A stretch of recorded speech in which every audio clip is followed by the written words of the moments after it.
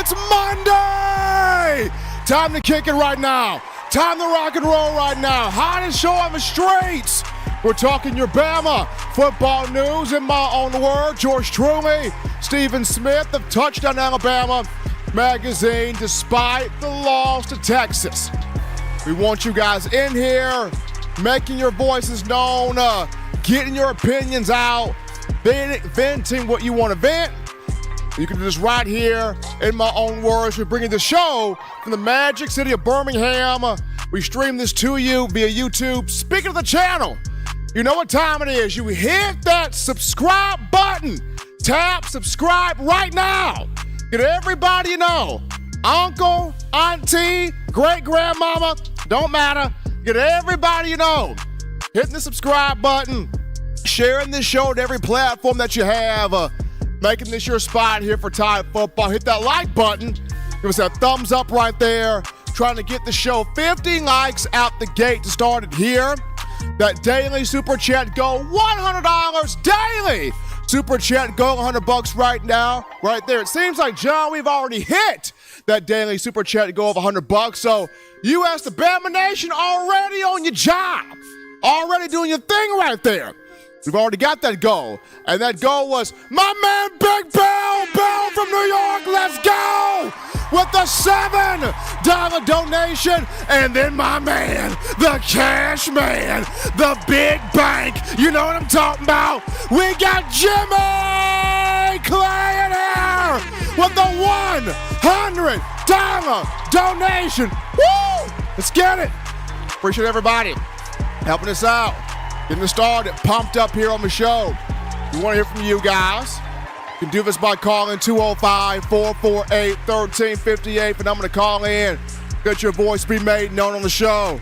205-448-1358. One more time, 205-448-1358. And so, John, we definitely get into that first topic of conversation here for the show. And that being, Bama ticked off after the loss to Texas, but is it enough, right? Is it enough to where Bama still reaches all of its attainable goals? The goals are all still there. Now, first and foremost, you give a lot of credit to Texas. Steve Sarkisian was in his bag all game long. Bo Davis, former Alabama defensive line coach, who's out at Texas. Texas D-Line was whipping up on Bama's offensive line. Quinn Ewers had all day to throw the football. Bama defensive front got no pressure whatsoever. It was a bad game for Alabama. It was a great game for Texas. You get a 34-24 win. Steve Sarkisian becoming the third former Nick Saban assistant, joining Jimbo Fisher and Kirby Smart to beat him. But even though it was good for Texas and getting the win and everything, Coach Saban still believes in this team. He still believes in these players. He talked about it today during his press conference. And he even said, I will be shocked if we come out here today and practice and these guys aren't bent on getting better, being hungry, flushing this, putting this behind them, getting back out there on the field. I mean, Saban looked at the coaching staff, got to do better, players got to do better, he himself got to do better, but he said he would be shocked if the players don't go out there and practice today and handle that business. So he's still showing that belief in the players. But here's the thing. Tyler Booker spoke today about we're ticked off, we're upset, nobody wants to lose at home. It's a different generation now, but the people that came before us, they laid down the standard, and we want to play to it. That's the mindset. That's the mentality. We still want to do this. And the whole summer, you heard the offensive line the whole summer. We want to be nasty. We want to be mean. We want to be dominant. We want to be physical. We want to make people quit. And you as the Bama fan base are going, shut up talking.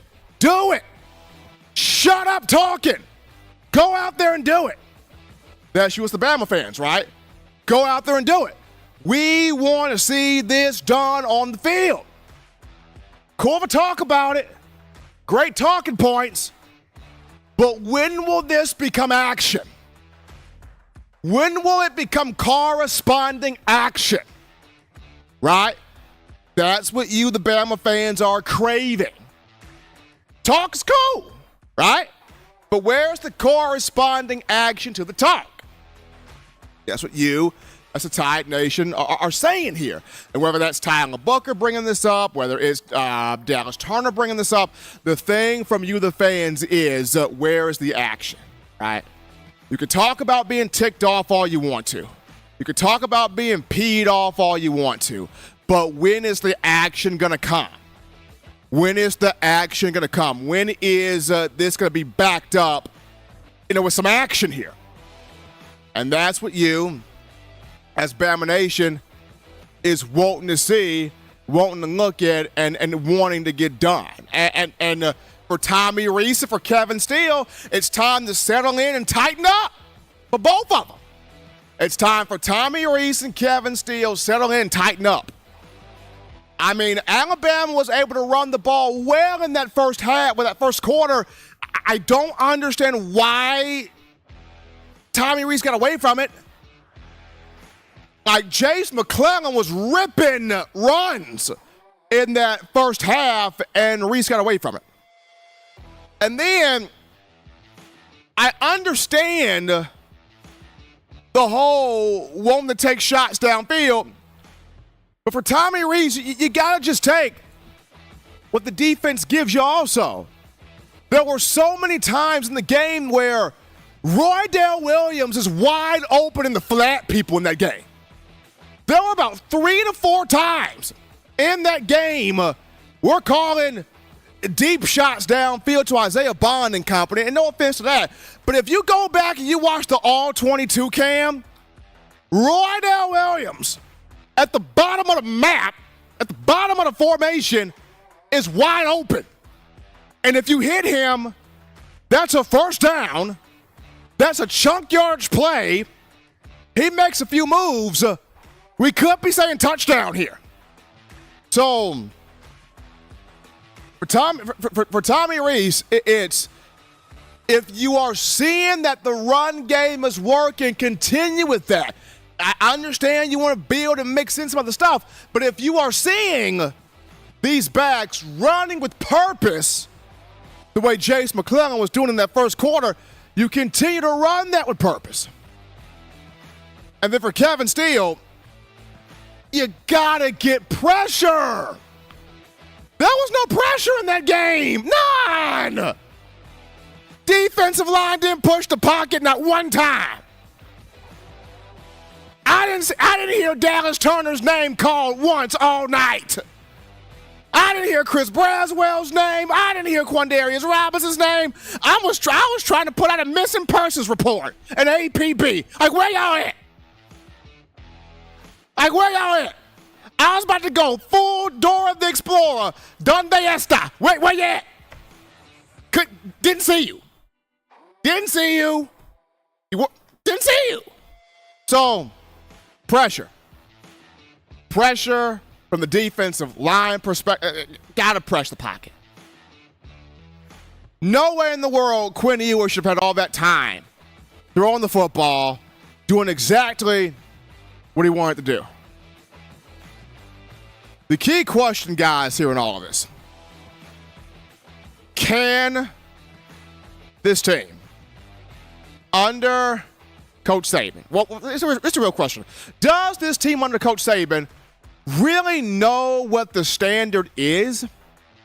Because if you look at the Bama teams of years past, a lot of this stuff would not fly.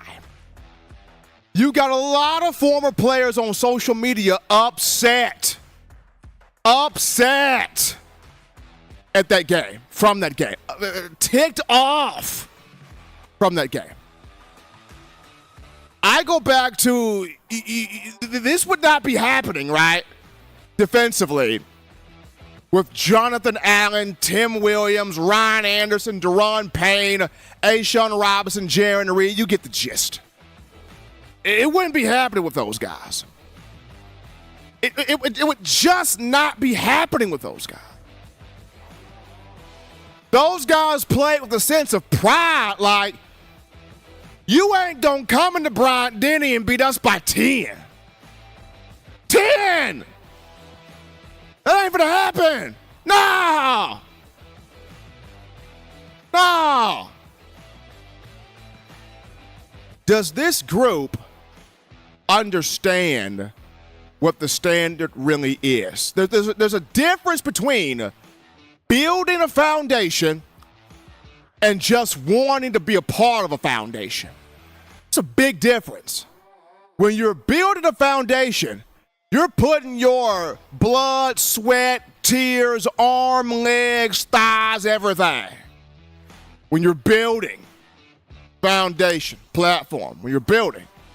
When you want to be a part of a foundation, you half step, you really don't do much of anything. You're just happy to get the jersey, the shoulder pads, the mouthpiece, and maybe a girl or two. I'm just saying. What are you doing in terms of Alabama football? That's my question to these players. Are you trying to build a foundation upon what's already been laid down from people before you? Or are you just happy to be a part of a foundation? In which you really haven't done a thing. You're just happy to be a part of it. That's the biggest question I pose to this Alabama team. Which one are you? Are you trying to build this thing? Add on to legends of the past? Or are you just happy to put a jersey on, go out there on that field, and say I'm Alabama football, and then afterwards, you go on Instagram Live? What are you doing? Bama trying to shake back this week here against USF. But we go to our first break here on the show.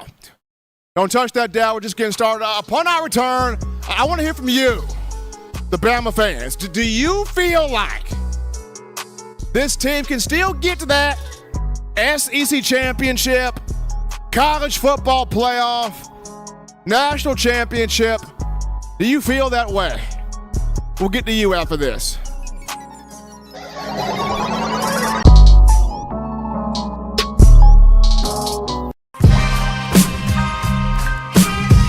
Chris Rogers, 2009 national champion.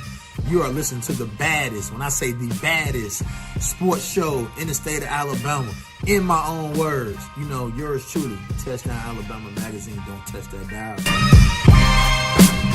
9 players have teamed up and released the Alabama Team Paper, which is a video yearbook they've put out for sale direct to fans. Now, for the first time, small dollar purchases from the fans can support the players as a group as well as a great cause, because $1 of every subscription payment is donated to the Boys and Girls Club of America. Be a 5-star fan base and support your team and a great cause with Team Paper. Check it out at teampaper.com/Alabama.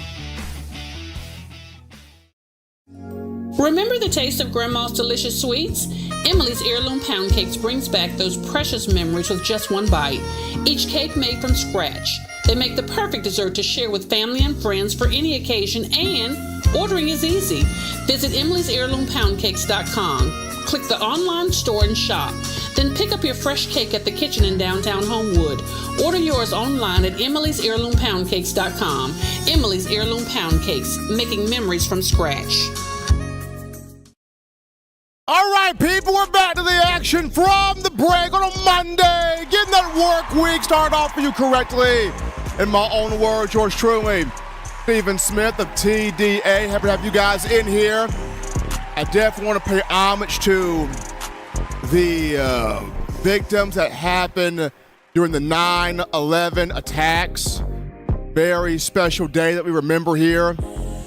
Brave people, individuals that lost lives there in New York City. So definitely want to pay that respect here. Today is the honoring of 9/11. But before we go to the phone lines to grab your calls, the call segment brought to you by the Blue Wrench Gang.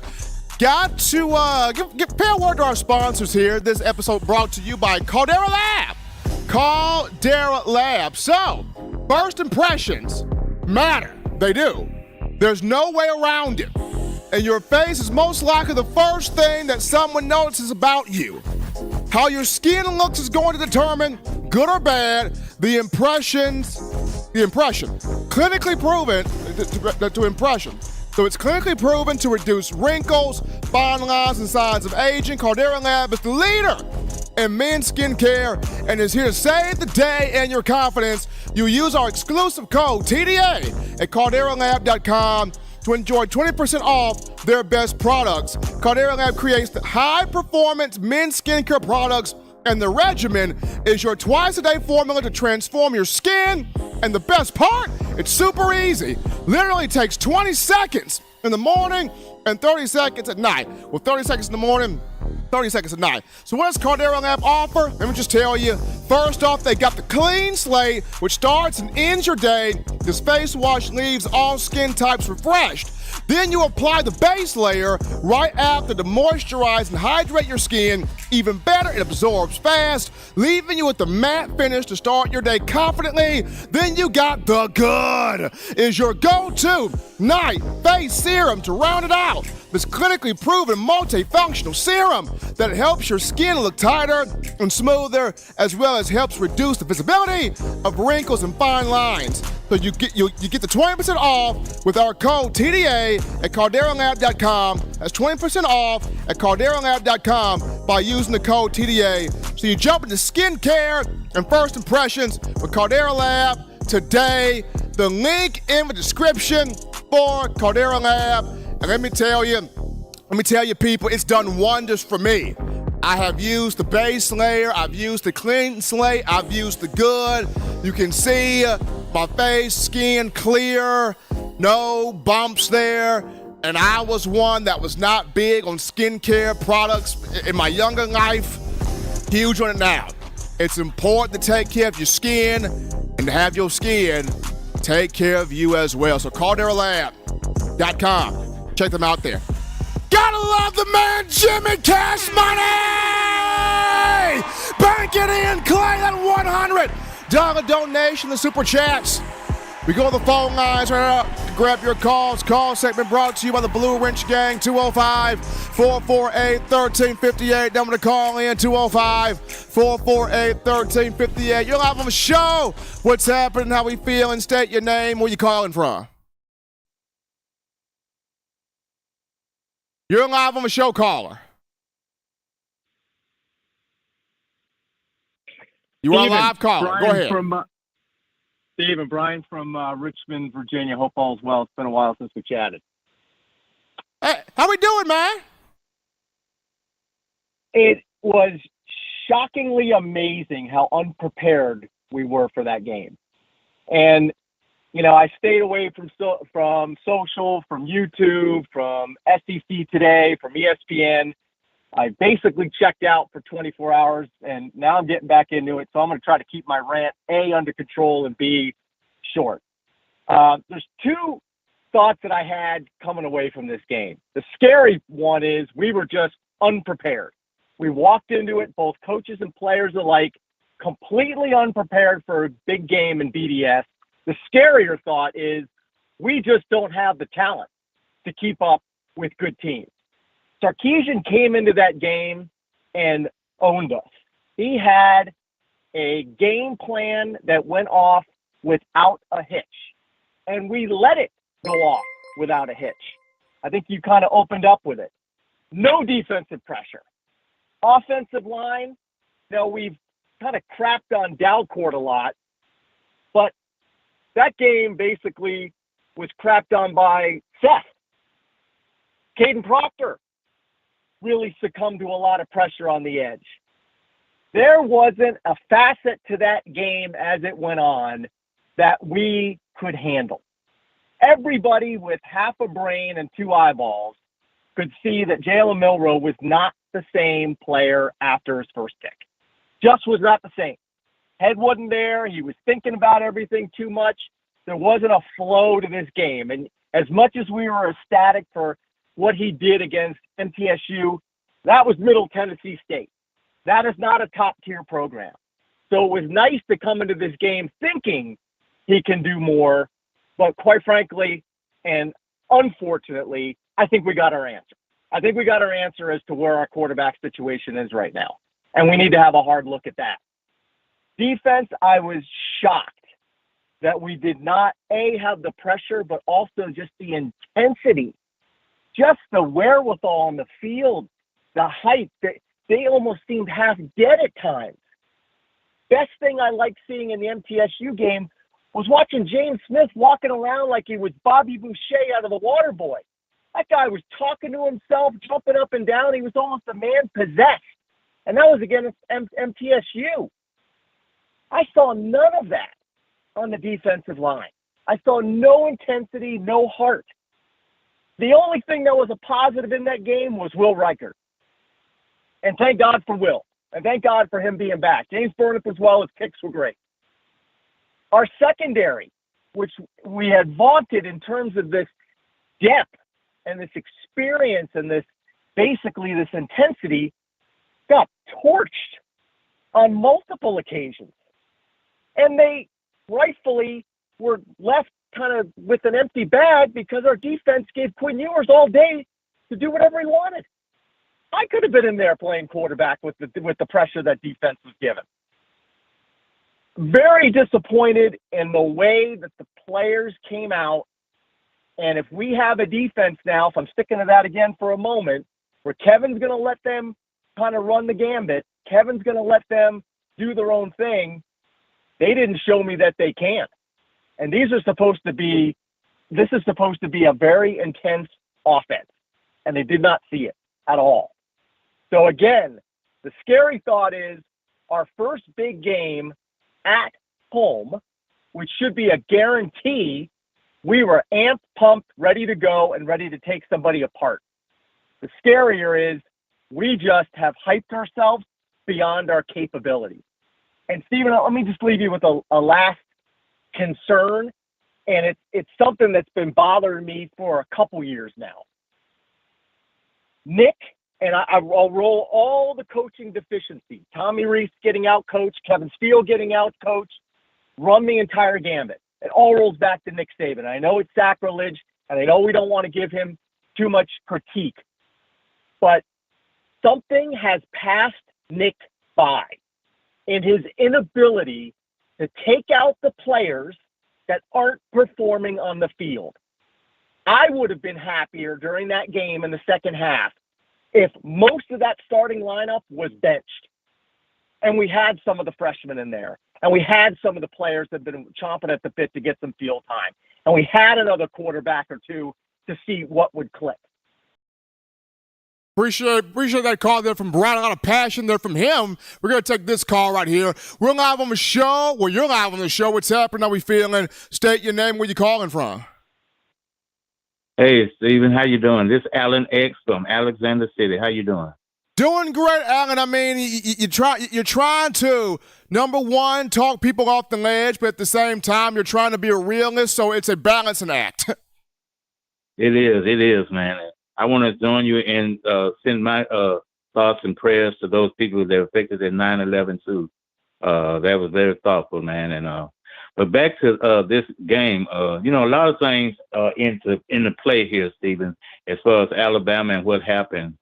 But one thing's for sure. I mean, in the past, we've had a different offensive coordinator, but the same defensive coordinator the season before.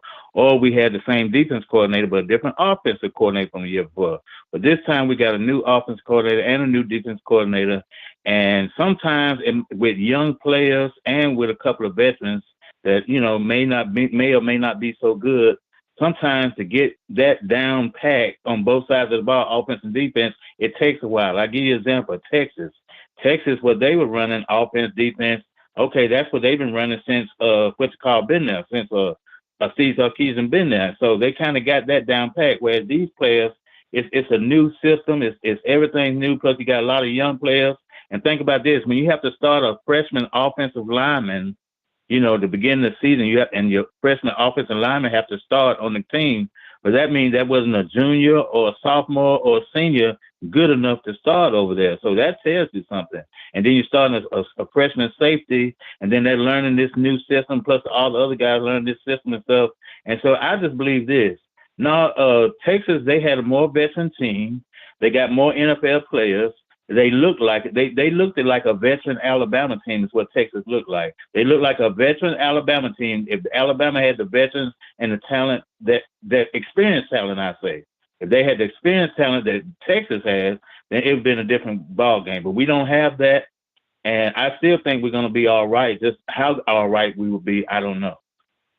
Appreciate Alan X calling in from Alexander City, giving his thoughts on the show. Kind of reminds us of how Reese Davis, Alabama alum, now at ESPN, he mentioned Alabama's roster. Look forward to next year. And a lot of people jumped down Reese Davis's throat when he said that. But Reese was just making his opinion. But here we go. We're gonna take this call right here. And for all callers, we want to get to all callers here. So if you can, keep the calls as short as you can. We're going to get to all of you. We're going to grab this call. You're live on the show. What's happening? How we feeling? Hey, Steven, it's Mattress Matt in Mobile. How you doing? Doing great, Matt, and yourself? Good. I haven't called in a long time, but this weekend definitely motivated me to call. I was hoping I could have gotten a hold of you sooner. I've had to wait all weekend.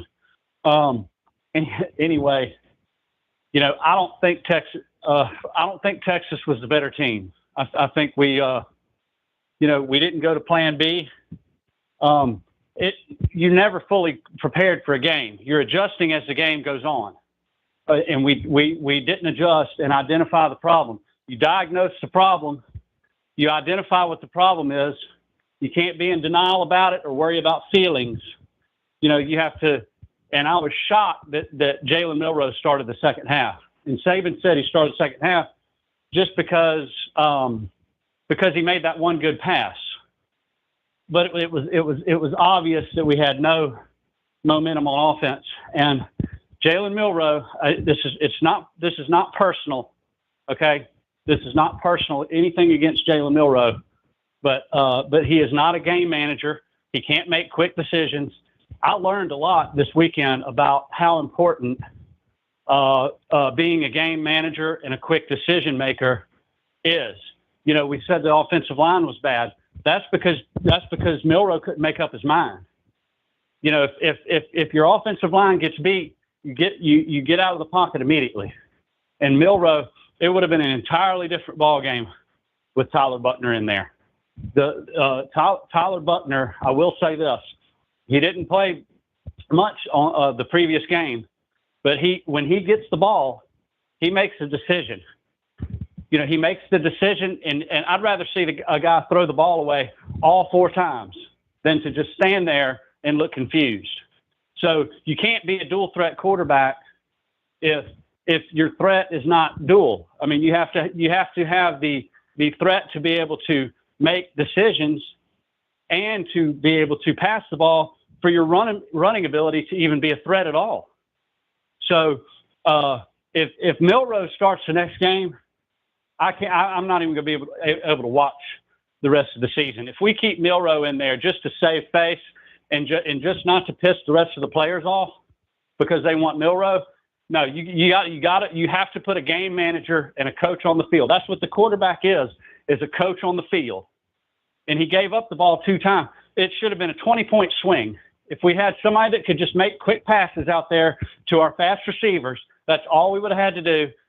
We wouldn't have had any interceptions, and the game would have been completely different, 10 points in our favor. Texas was not the better team.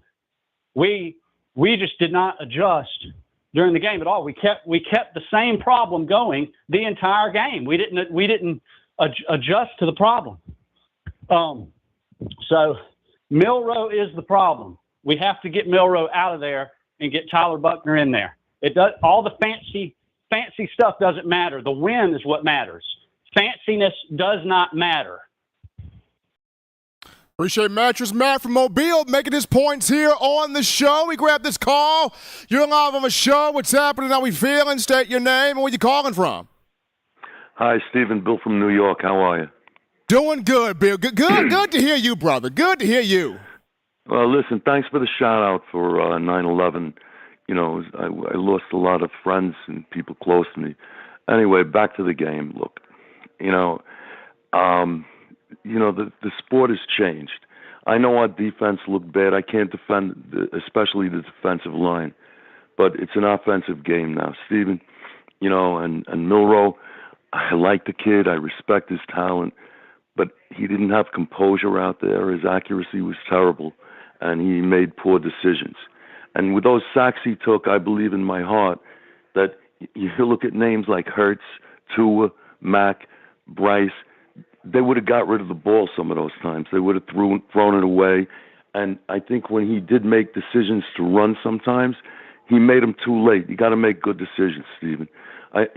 He's got all this talent running. He's got a strong arm. You know, Ryan Mallett had a strong arm. I saw him throw a 50-yard square out that never went 20 feet high. It didn't make him a quarterback. And this is Milroe's third year.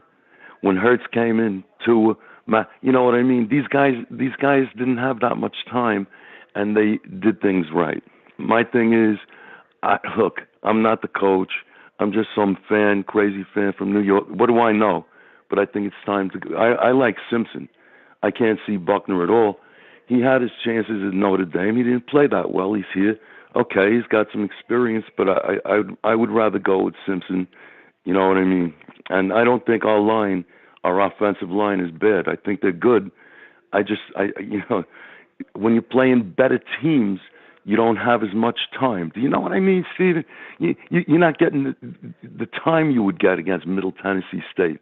You got guys that are going to be NFL players coming at you. Decisions have to be made fast. You got to do things fast. Am I making any sense? Bill, you're making perfect sense. You got to be fast. You got to be quick. You got to get the ball out quick, and you have to have rhythm. Your offense has to have rhythm. It's got to have timing. It's got to have rhythm. Appreciate my man Bill from New York with that call, giving his thoughts. We're going to go to this call. You're live on the show. What's happening? How we feeling? State your name and where you calling from. Steven, this is Tobias out of Phoenix, Arizona. How's it going? Doing great, Tobias. Doing great. I'm doing my best here, man, to perform this balancing act of being a realist but keeping people from jumping off the ledge. I'm a realist, right? Yeah. And the one thing, before I get on Milroe, and I break this down the way people ain't thought about, I have to blame Nick Saban. And I bring Nick Saban on one thing. He has to stop having his depth chart based on the birth certificate.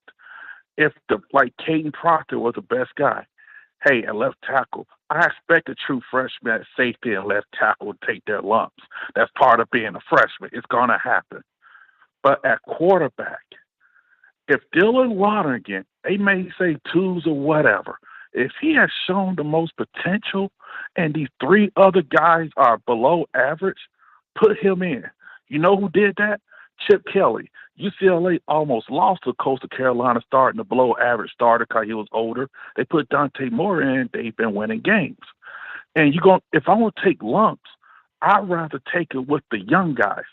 Because many of those offensive linemen on Texas, they're sophomores, they started them last year as freshmen and took their lumps. And I say this about Milroe. To me, he's the modern-day baseball player where it's all home runs and strikeouts. But the quarterback has to be Tony Gwynn. You get singles, doubles, and occasional home run. The problem is that no offensive coordinator can fix the deficiencies where he can't read the defense. If you watch him throw, his head never moves. The defense knows where he's going. And you cannot run the single wing offense that's probably best for him in 2023. You have to have an elite quarterback to win the title. And I'll say this last thing. I know you got other people, and thanks for taking my call. That defense held Texas to 13 points in 3 quarters. But if the offense can't stay on the field like Texas offense, they would have kept that defense fresh. And turnovers, which put them in a short field after a sudden change, at the end of the day, the dam may break. And people may like him, but you got to ask yourselves, the receiver's been getting open. He ain't seeing them. Mr. McClellan on the easy pass. The offensive line, because people say this also, and I'll shut up after this. He bailed in clean pockets, too. And the more mobile quarterbacks actually take more sacks. It's year 3. And if he can't show this, you have to go with someone else. If it's a true freshman, so be it, Stephen M. Because you're going to take your lumps either way it go, because you got Ole Miss, you got A&M, you got LSU. What's going to change? And Steph got to take a seat also, because you got to be able to snap the ball right. Thanks for taking my call, Stephen M. And hey, keep up the good work, man. Appreciate Tobias calling in out of Phoenix to the show. We're going to get to this call here. You're live on the show. What's happening? How we feeling? State your name and where you calling from. Stephen, this is Coach Hood calling out of Lakeland, Tennessee. How's it going, brother? Man, doing great, man. Trying my best to perform this balancing act, but doing okay. Absolutely, man. Well, this is only my second time calling. I'm going to be very short and very brief. Here's something that this is just providing a different perspective of what I observed in the game, a coach's perspective. When you have young men on the offensive and defensive sides of the ball that don't have that many games in, I mean, not that much playing experience, big game playing experience, especially, i.e. Jalen Milroe and several other guys on the offensive line and even on the defensive side of the ball. As a coordinator, man, you got to get out of that box and come down to the sideline, because coordinators are teachers. You need to be teaching your unit. You can't wait until halftime to get face-to-face with these guys and tell them what's going on or how you want to get into their tail. That's not how this works. We don't have Jalen Hurts. We don't have Tua. We don't have Ruggs, Waddle, Devontae Smith. We don't have guys. We don't have those coaches on their positions, right, in their position groups. We don't have that talent where you can actually coast and relax in the box and call plays from the box. No, man, let's get down on the sideline and let's teach these units. I firmly believe that the outcome of this game would have been different if our teachers, those coordinators, would have been on the sideline on Saturday. That's just me. That's just what I feel. I feel like that would have been a major game changer for sure. For instance, after Jalen Milroe threw the second pick, you saw Texas defensive coordinator celebrating with his unit. You saw Jalen Milroe going over and picking up a phone, phoning up, or answering the phone from the box. Man, your unit needs you. They need you. They need to see that face-to-face interaction. You need to be getting into their tail right now, making those corrections. Personally, you need to see your unit's eyes. You need to interact with them. You need to see and hear what they're seeing and how they feel after every single offensive and defensive series. That's just my perspective, okay? That's just me. And secondly, and I'll get off, last week you had two callers, J and G, and they were talking about, basically in a nutshell, they were talking about, does Alabama have the right personnel in the games? And I firmly believe that we do not. Whether it be offensive line, whether it be defensive line, whether it be linebacker, we do not have the right personnel in these position groups at all. And it's starting to get exposed big time. A little bit of it got exposed against Middle Tennessee, to be honest, but it really got exposed against Texas. I appreciate you taking my call. Thanks for all you do, man. Roll Tide. Absolutely. Coach Hood calling in right there, giving his thoughts on the show. We grab another one. You're live on the show. What's happening? How we feeling? State your name and where you calling from. Yo, this T. Rich from Lufkin, Texas. How you doing, Steve? Man, I'm doing good, man. Doing good. Trying to be a realist at the same time, keep people from not jumping off the ledge. Man, I feel it. First of all, rest in peace to those who lost their lives 9/11. God bless, and God bless you too, Steve. Man, Kevin Field, come out of the box. D coordinators should not be in the box, period. Dalcourt should have got pulled from the game. Put Caden Proctor, he wasn't doing too good. Should have put the person he's competing with in the game. I feel like our running backs wasn't running hard. That smash my football that we talk about, man, like we said on the Bama Standard, when you and Marvin and Bo, we didn't see that. Texas literally looked more physical than Alabama, and I've never seen that or heard of that a day in my life. We need Bo Davis back. Freddie Rose needs to be fired. The defensive coordinator didn't get a pressure or push or anything. I don't know what nobody else saw, but me personally, I think Terry Arnold, he did all he could, because when he made plays, he made good plays. Kool-Aid got exposed a little bit to be a first-round draft pick. He got burnt a lot. like, you know, hey, well, y'all got a true freshman back there at safety. Why y'all leaving him by himself? Let's switch up and play some zone. Malachi played his heart out. That safety that we got, the freshman, he played his heart out. Man, I watched our middle linebacker, 32. He balled out. Man, Therese Marshall, come on, you play with Georgia. The same system. Man, come on, more discipline than that. 10 penalties for 90 yards? We got a yard in penalties? That smash mouth football, this is not the Bama standard. I understand why Bo was so pissed off. Because the thing that they build and what they built by Bama on, hey, we're not living up to it. Like you said, that NIL has made a lot of these players soft. And Coach Saban, you got to understand, man, hey, we can't be worried about, okay, who's going to transfer or what. Man, put it in place. I'm with Tobias. We've been hearing nothing about nobody else but Dylan Lonergan. Let that boy play. Let him lose. Let him play. Hey, maybe Mel Tucker can come in. He done lost his job. Maybe he can be our D coordinator and soup something up because this ain't it. This is not Alabama. I'm not trying to down anybody. I'm the biggest Alabama fan. Roll Tide, roll. Steve, I love you. You keep doing your thing, man. I want to see you on ESPN one day. Roll Tide. But we got to get more physical. Appreciate T-Rich calling in right there. We're going to continue with calls. We'll grab this one. You're live on the show. What's happening? How we feeling? State your name and where you calling from. Hey, what's up, Stephen A? This is Jay calling from Mobile, Alabama. Jay, what's happening with you? What's up, Stephen A, man? I want to say, first of all, man, a lot of this stuff going to change because, you know, we got a lot of NIL going on, transfer portal and all that. So a lot of that plays a role in it. You know, these kids get all that money and stuff. They don't have nothing to fight for no more. A lot of them are already set. So if they get injured or they don't play good, they already made the money. You know what I'm saying? So that's a good point. One thing. Another thing is Jalen Milroe. I get it. People say, you know, he still got a lot to learn. But I looked at Jalen Milroe the first game of this year when they played MTSU. This guy sits there in the pocket and stares down receivers. He stares down tight ends. He showed the linebackers and safety where he going with the ball. The only difference is we got lucky with a team that was not as talented as us, and we made big plays. We can't win with Jalen Milroe. I'm sorry. We got a freshman out there he's a good quarterback, and we got Ty Simpson. At least Ty Simpson played with a messed up thumb and still played better than Jalen Milroe during the spring game.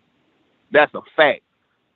People out here, man, we tired of seeing the same old thing. We can't win. That's just like when Jalen Hurts first started. Jalen Hurts, if he didn't have nothing open, guess what he'll do? He'll run right to the right sideline or throw a pass over the receiver head. But he did not throw 2 interceptions in a big game. The defense is good. Nothing's wrong with the defense. But the defense can't hold up if they stay on the field all day long.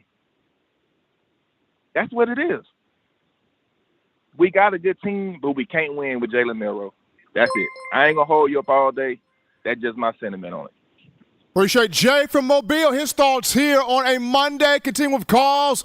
You're live on the show. What's happening? How we feeling? State your name and where you calling from. You're live on the show. Go ahead.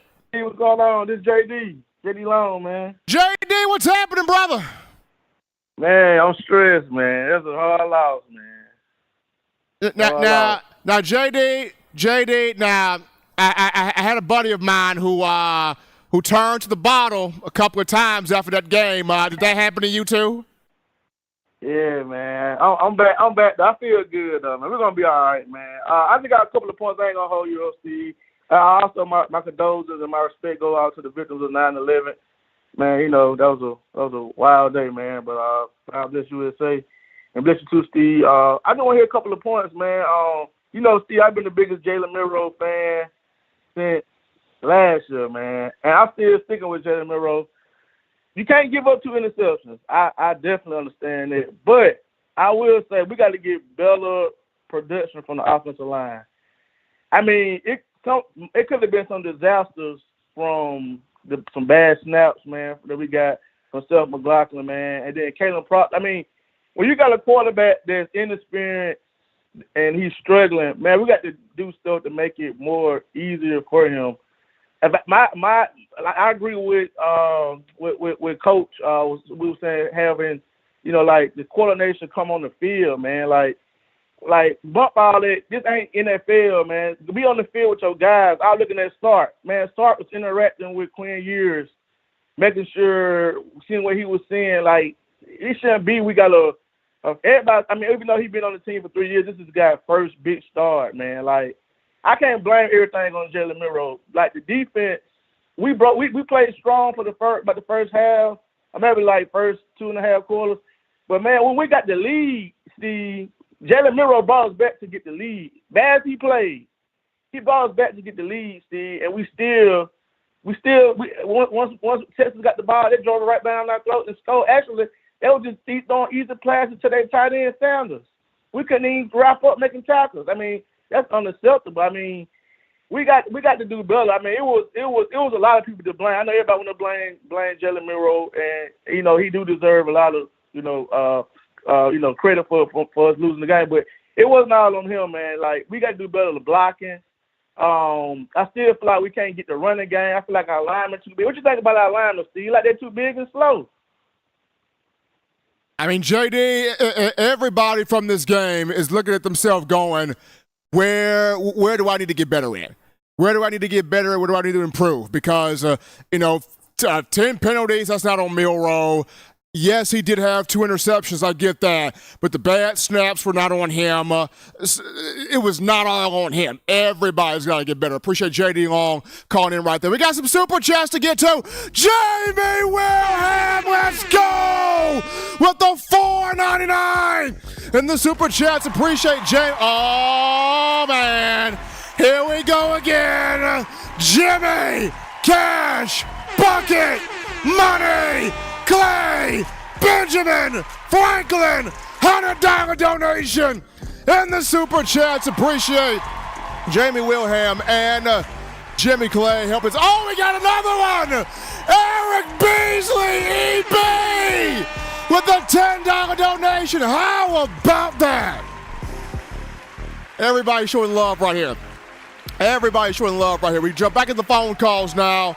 We're going to grab this one. You're live on the show. What's happening? How we feeling? State your name and where you calling from. Hey, Stephen M. It's Robert from Mobile. Robert, what's happening, man? Well, I hate to sound like a broken record like everybody else, but it's I disagree with some of your callers. At least one of them that said Alabama was the better team over Texas the other day. No, we weren't. We didn't have the better quarterback. We didn't have the better offensive line. We didn't have the better defensive line. So we weren't the better team. And that in and of itself is an issue, a huge issue. We thought we were coming in here as the better team, and, well, Texas made us realize real quick, no, we weren't. I hate, like everybody says, you hate to put all the blame on Milroe because it was a team loss. We all know that. But the interception, the turnovers did what we definitely didn't need to do. Give a good team like Texas 2 extra possessions. And those 2 extra possessions were the difference in the game. I mean, it was a 10-point loss. They scored 10 points off the turnover. Well, there you go.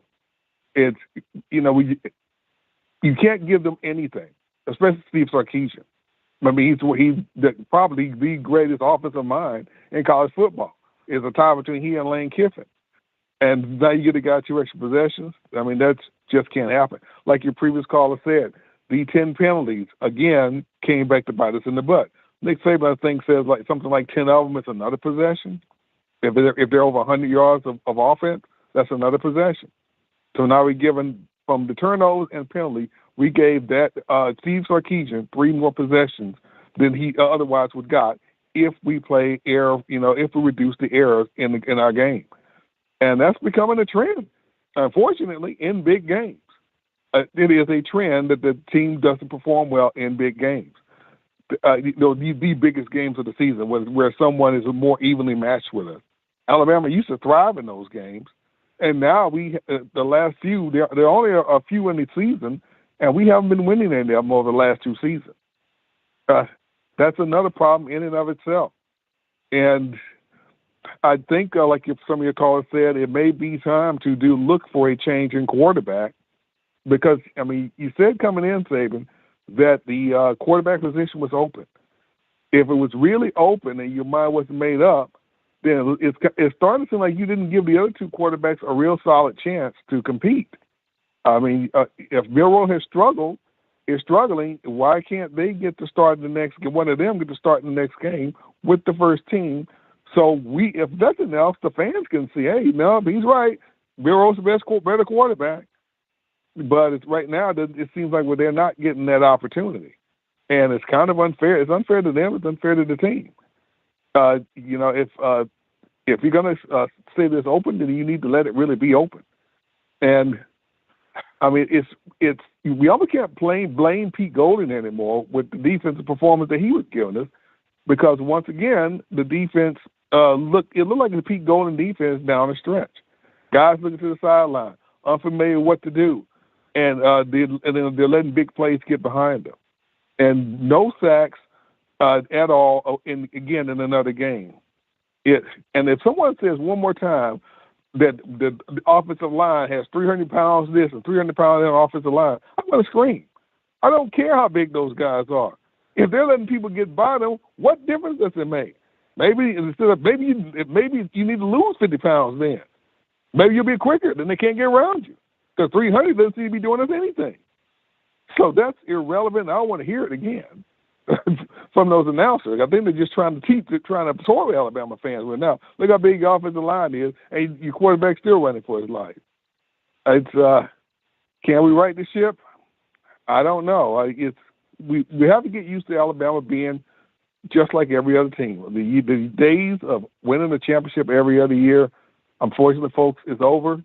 And name, image, and likeness, transfer portal has evened college football out, and now Saban's going to have to, if he wants to, win one before he retires, he's going to have to figure out how to navigate it. Hopefully he will. All right, man. Appreciate Robert from Mobile calling in here on a Monday. We grabbed this call. You're live on the show. What's happening? How we feeling? State your name and where you calling from. Jason calling from San Antonio. What's going on, Jake? Jason. Okay, what's going on, Jason? How you feeling? I'm feeling all right. I'm a UT fan, and I was watching the game, and I just want to call and tell you my take on it. Well, the only difference between this game and last year's game was Ewers was in the game. That was the biggest difference. And yes, we had some drop passes. We let some opportunities out there, but for the most part, it was a good game. For me looking at Bama, I just didn't see any difference between this defense and the defense last year. And I started thinking, I was like, well, maybe it wasn't Pete Golden. Maybe it just wasn't. It was something else.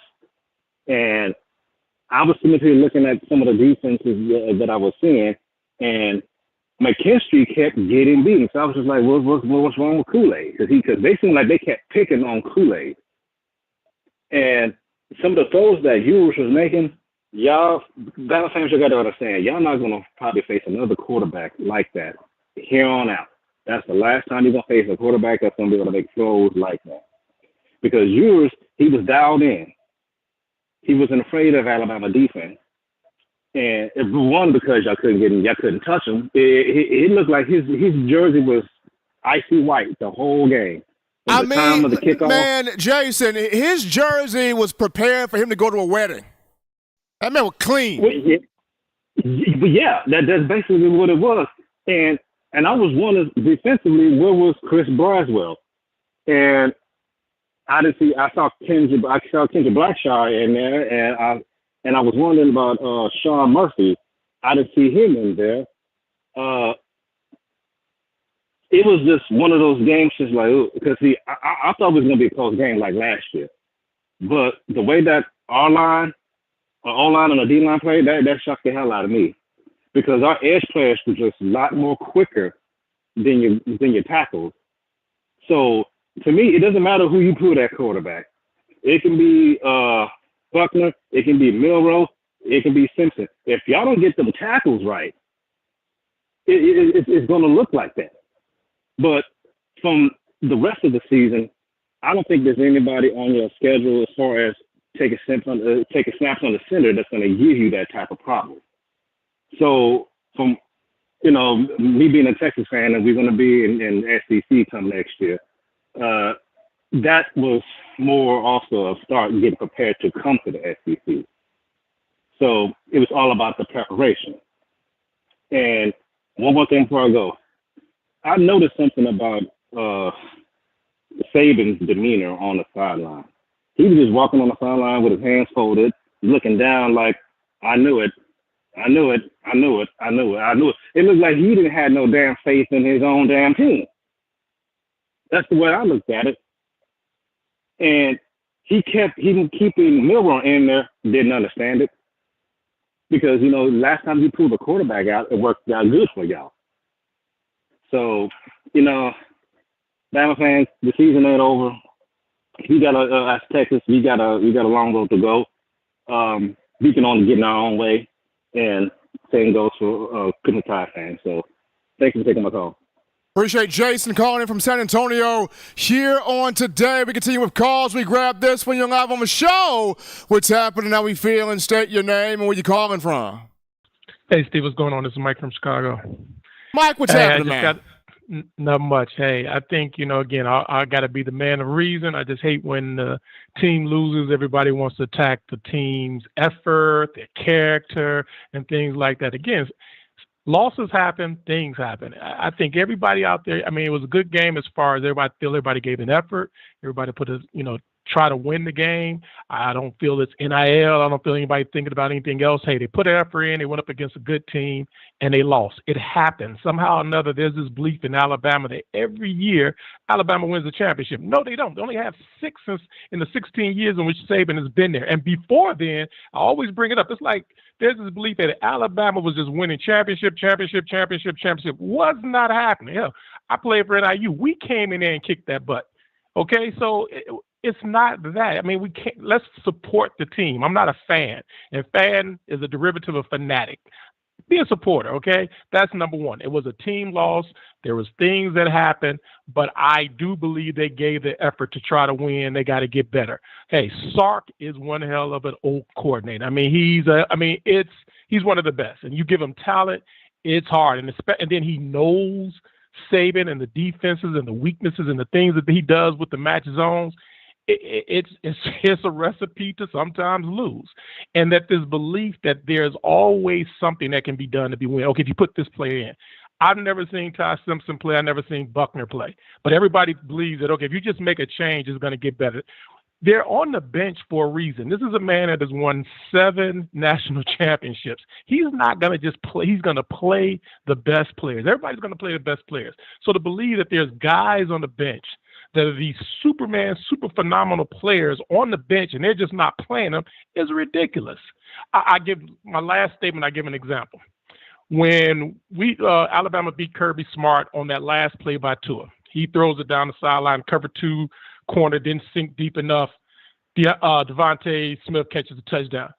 This is the great Kirby Smart. You think they didn't coach that corner in that moment to say, hey, back up, don't give it up something deep?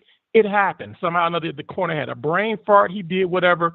Bama wins as opposed to Georgia winning. These things happen, but it's not the effort or they don't care or, yeah, there's some great player that's sitting on the bench that Nick Saban is not playing and all these things. They need to get better. I support and believe they're going to get better. And that's what we have to do as a fan. That there's, I think a lot of these guys, we play Madden a lot and we think, oh, well, they just didn't push the A button. This is not Madden where you push the A button and the B button and you would win. These are individuals, human beings who sometimes have mental brain farts or sometimes they play up to whatever.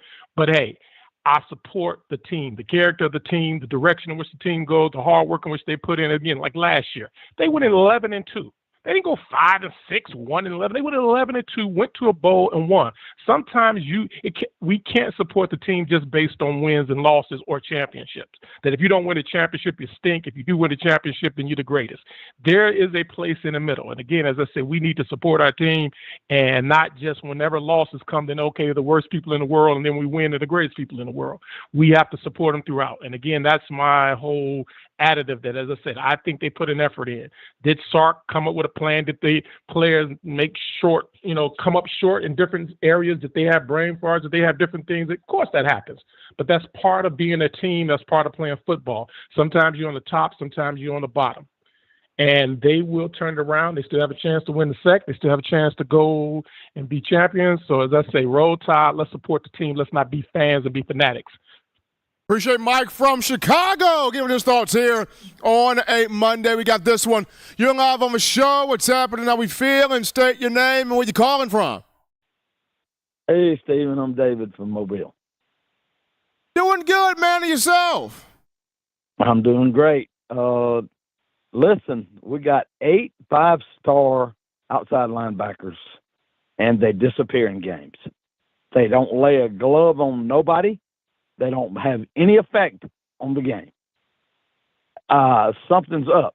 We got the talent at that position, but something is up. I don't know what's going on, the coaching or whatever it is, the defensive line coaching. We get 5 stars here, 5 stars there, 4 stars, 4 stars, and it just don't relate to the field. And the worst thing that happens is the defensive ends / outside linebackers, they disappear. They're not a non-factor whatsoever. And Jalen Milroe, I've seen enough. Can't win with him. I'm sorry. I don't want to hurt nobody's feelings. And I still think he's a great kid, but I don't think he's a quarterback. He's not smart enough. Thank you. Appreciate David there calling in from Mobile, giving his thoughts on the show. We're going to grab this one. You're live on the show. What's happening? How we feeling? State your name. Where you calling from? Yo, this is Joe from Miami.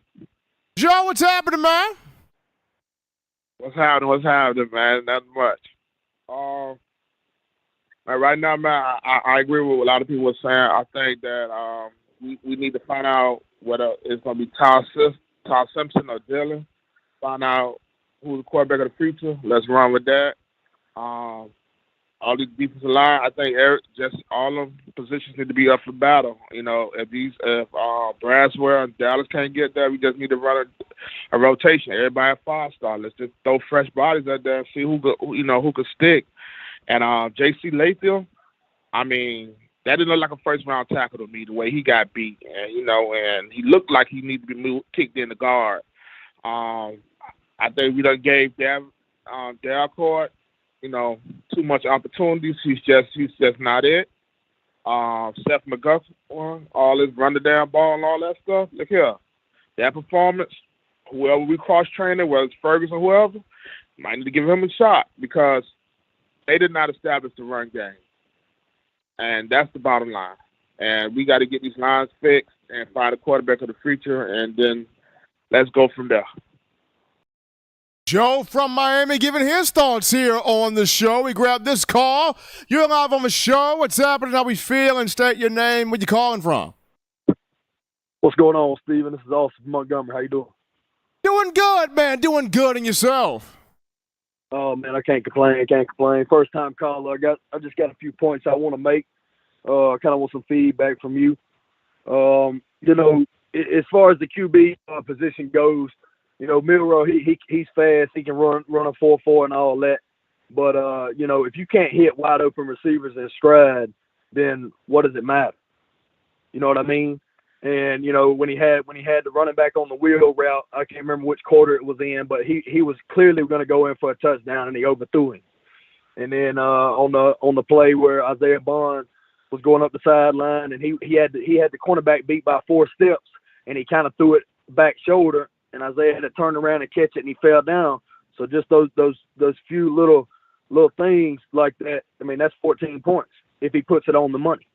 You know what I mean? And you got Roydell Williams, when he come out the flat one play, he come out and Jalen threw it on the back shoulder, and there was he was 5 yards from the end zone. He would have walked in, but he threw it on his back shoulder, so he had to turn around, and he fell down. So what's your opinion on, if you got a guy like Dylan Lonergan, you got a guy like Ty Simpson who can stand in the pocket and put it on the money? I just named 3 passes that would have been 21 points. So what's your opinion on that? Well, Austin, it's got to be put on the money. The ball's got to be accurate. It's got to come out quick, and it's got to come out accurate to these wide receivers. When you're playing against teams, especially Texas, you can't leave points on the field. They got to be scored. You can't leave money on the table. And even the quarterback position, you cannot afford to leave money on the table. But I appreciate Austin there for that call. We're going to take this one here. You're live on the show. What's happening? How we feeling? State your name and where you calling from. Hey, man, what's up? This is Johnny from Huntsville, man. Doing good, and yourself? I'm doing good, man. But, yeah, I want to make some points, man. You know, I think I'm the biggest Alabama fan on the planet, man. But I'm going to be real, man. I really hate the way people going that mirror like that, man, because I don't think people understand. Like, it don't even matter if you had Joe Montana back there, man. This particular night, bro, it wasn't happening, man. So everybody needs to start with the quarterback this and quarterback that, man, because it don't even matter. You got the best quarterback in the world. It wasn't happening because the O-line was completely destroyed. They didn't know what the hell was going on. So I'm sorry about that, but they didn't know what was going on, man. And as far as the coordinators, the other guys, they right. They do need to be out there on the sideline, you know, teaching the guys and stuff like that, you know. And you can't go far if you're not there to coach the guys, man, because they need to know what's going on when everything is going bad.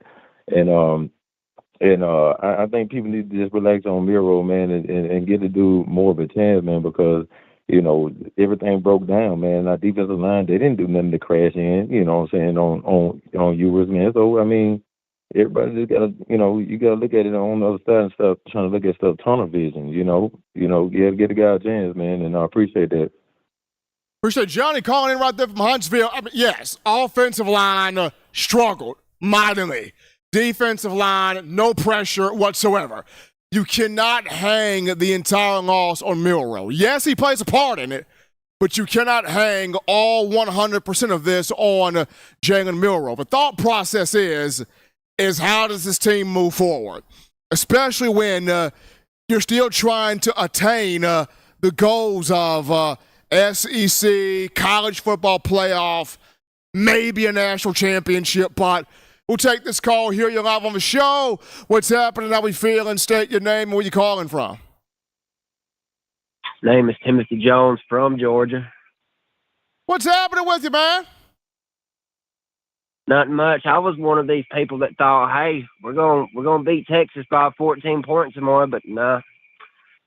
We couldn't block, man, and everybody's talking about with the quarterback and all that, man. I do somewhat agree, but like you were saying earlier, you can't blame it all on the quarterback, and we had no sacks.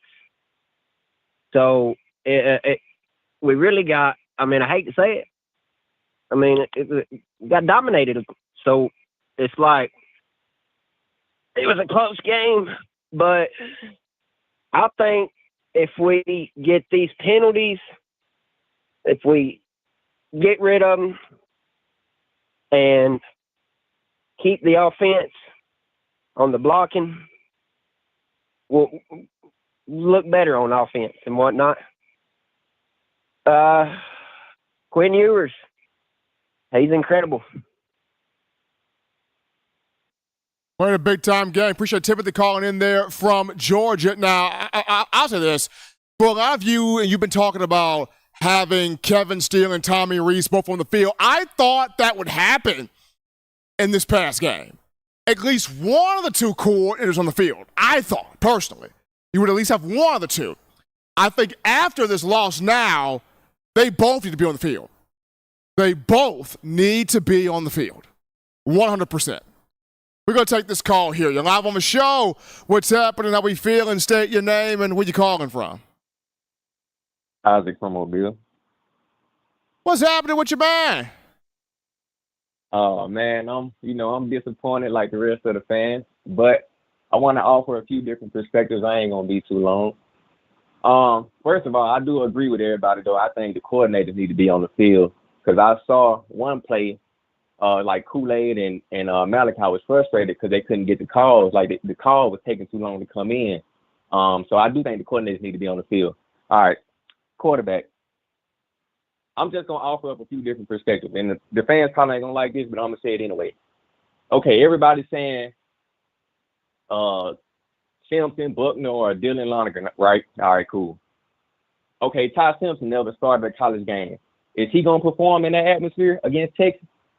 Dylan Lonergan is a freshman. He never started a college game. Is he going to perform in that atmosphere against Texas? With what else was going on? The O-line bad and all that. You just don't know. I mean, because Dylan Lonergan, what are you basing that on? He looks good in what? Practice in the spring game against the 3s or 2s or whatever. You know, so it's like, and the thing that I don't think people might realize, and it's just a hypothetical, you know, but what if Milroe is the best option? Because I don't think Nick is going to say that to the media, but of course just not. like in 2016 with Jalen Hurts, I heard some people screaming Jalen Hurts' name, but you can't tell me in 2016 y'all was screaming Jalen Hurts when he was, you know, he couldn't really throw the ball efficiently and, you know, wasn't reading defense well and stuff like that, but that was the best option that we had. So what if Milroe is the best option? All right, that's all I got. Appreciate it, Steve. Appreciate the hypothetical. Isaac from Mobile. What if Milroe truly the best option and this team needing to grow with him? We're going to go with this call here. You're live on the show. What's happening? How we feeling? State your name and where you calling from. How you doing, Steve? This is Austin from Atlanta. And I just want to how we doing, man? I'm doing good, man. I agree with what everybody's saying, but I kind of have to disagree with the last caller with Jalen Milroe, like, because I don't know if any Alabama fans pay attention to John Doe. He does perfect breakdowns of the games. He's with UDA, unofficial. He says what everybody wants to say. So basically, he was just saying, like, it's just Jalen. He just like the other callers, he missed. We had 21 to 28 points dropped on the field. Like that one pass he hit Jermaine Burton, it was a high pass. He really should have been hit him. He's been open. He waited, then threw it to him, almost threw a pick, while Brooks is streaking down the sideline with his hand up. I'm like, he's open. Then again with Jace and with Rodell, like that's touchdowns right there. So not only are you taking touchdowns off the field with that, you're taking them off the field because you're throwing picks and putting them in a great situation. So honestly, Texas, they're a good team, but they didn't beat us. I feel like Bama beat themselves. And with the defense, I feel like it played pretty good. But the line, like, if you see the lines not getting there with just 4, where's the stunt? I saw not one stunt. If you see if Dallas is having a hard time on the tackle, run him a stunt. Let him see what he can do versus the guard, or just run some stunts or something. Like, mix it up. Like, where's the combo coverages? It looks vanilla. It honestly looks vanilla to me, and I don't understand why Nick Saban isn't in the defensive coordinator's ear. And I apologize for my speech right now. I'm just a little tired, but I don't understand that. But other than that, I think we played pretty good. But just like I said, we left food on the table. Too much food. And if we could just get those fixed up, we still could be a championship game. But we got to try another quarterback. And it's just because you can throw far and you're fast, people get a little too excited about that. Like, with that dual threat, he's fast. Everybody looking for the new Anthony Richardson or the new Jalen Hurts. Like, it's just sometimes just throw out the better quarterback. And people act like Ty Simpson can't move. He can run. So just try him out there. I just want to know your thoughts on that. I don't want to use too much time because I know it's plenty of callers. I want to get to their calls next. But just those 3 things, like the food on the table, let's try some different stunts and on that D end. Like, let's try. Like, let's get Justin going outside. Let's get somebody picking off the guard or tackle so he can swing around and get him. Like, and let's try something different with these cornerbacks. Like, let's play press up. Man, let's just start manning up. We have the speed.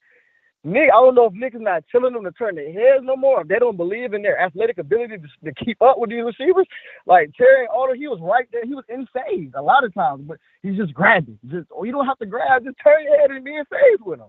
We put on our socks the same way these guys do. Appreciate the call right there. Coming from Austin, from Georgia. A lot of passion there. But we got some super chats, people, to get to. So, John, let's get them ready. Number one, we got the man, Donnie Chappelle, with that 49.99, dropping that in the bucket right there, Donnie Chappelle. And then we got Minister R.C., not R.C. Cola, but Minister R.C. with that $4.99 in the super chats. And then we got the Cap Boys. The Cap Boys with that $1.99, dropping that love there as well. Appreciate all of you. We're going to jump back the call segment now. This has been fantastic. You're live on the show. What's happening? How we feeling? State your name and where you calling from. Hey, what's up, Steve? This is Kelvin from St. Louis. What's going on?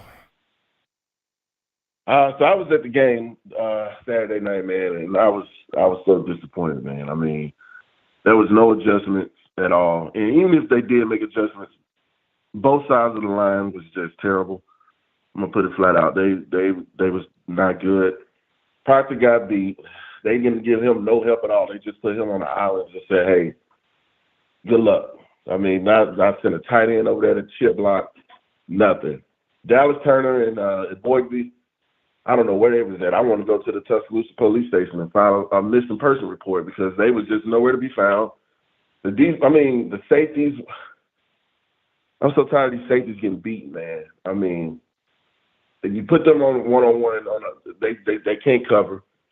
Teams know that. Sark knew that, and hats off to him and the Texas team. They flat out whipped us, and I mean, I give it up. I give props to them. They flat out beat us. They out coached us. They out everything us that night, and I mean, I give them all props. But our defense was not ready to play. When Texas went hurry up, those guys looked lost. They didn't know how to line up. Our linebackers, Trezor Marshall was tired. His hands was on his hip pretty much the whole night. He had to go out of the game a few times because he was just wore out. And you're supposed to be the main guy that's supposed to be, the captain of the defense, and you're out of the game because you're tired. The defense played a lot. It was a beautiful night. It wasn't too hot.